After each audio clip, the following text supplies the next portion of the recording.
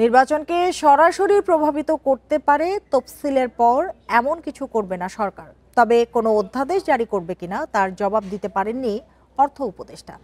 বিকেলে সচিবালয়ে ক্রয় সংক্রান্ত উপদেষ্টা কমিটির বৈঠক শেষে ব্রিফ করেন সালাউদ্দিন আহমেদ। এ সময় জ্বালানি উপদেষ্টা জানান 918 মেগাওয়াটের 12টি সৌর বিদ্যুৎ প্রকল্পের অনুমোদন দেওয়া হয়েছে।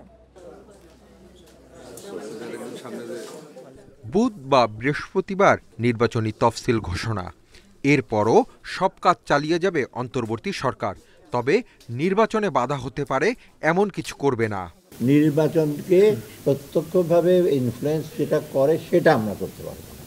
ধরো কোনো ব্যাপারে কারো পোস্টিং, ফিল্ড লেভেলে পোস্টিং বা অ্যালোকেশন দিয়ে দিলাম নতুন করে একটা এলাকায়, মানে ওইটা ছাড়া আমার বাজেট কি বন্ধ থাকবে, বেতন বন্ধ থাকবে, যে কাজ চলতেছে কন্ট্রাক্টর হিসেবে বন্ধ থাকবে, এগুলো না হলে তো প্রজেক্ট অ্যাপ্রুভ, তো নির্বাচনের সাথে কোনো সম্পর্ক নাই তো।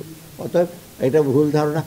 এক প্রশ্নের জবাবে তিনি মন্তব্য করেন, লুকিয়ে রাখা টাকা ব্যাংকে জমা দেয়ায় কোটিপতি বাড়ছে। এটা হতে পারে অনেকদিন লুকিয়ে ঢুকিয়ে রাখছিল, বাড়ির ভেতরে রেখে যখন ব্যাংকে জমা দিচ্ছে, ব্যাংকের প্রতি কনফিডেন্স আছে, টাকা পয়সা যে নাই লোকজনের হাতে অনেক।